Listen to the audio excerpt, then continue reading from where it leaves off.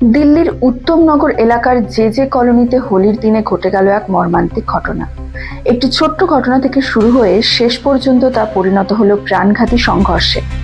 Police সূত্রে জানা গেছে, হোলি খেলতে গিয়ে এক 11 বছরের শিশু ছাদ থেকে একটি জল ভরা বেলুন ছুড়ে দেয় নিচের রাস্তায়।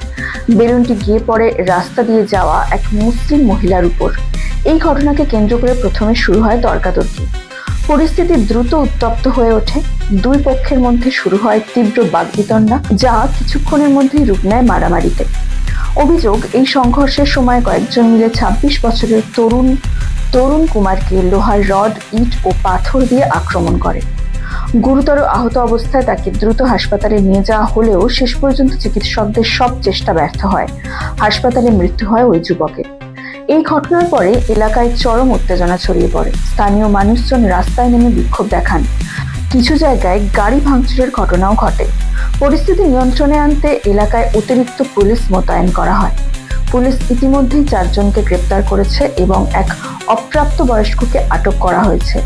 পুরো ঘটনার তদন্ত শুরু হয়েছে। একটি উৎসব যা রং আর আনন্দের প্রতীক, সেই হোলির দিনেই একটি তুচ্ছ ঘটনাকে কেন্দ্র করে এমন মর্মান্তিক মৃত্যু অনেক প্রশ্ন তুলে দিয়েছে সমাজের সামনে। রঙের উৎসব কি তবে ক্রমশ হারিয়ে ফেলছে তার মানবিকতা? ধন্যবাদ।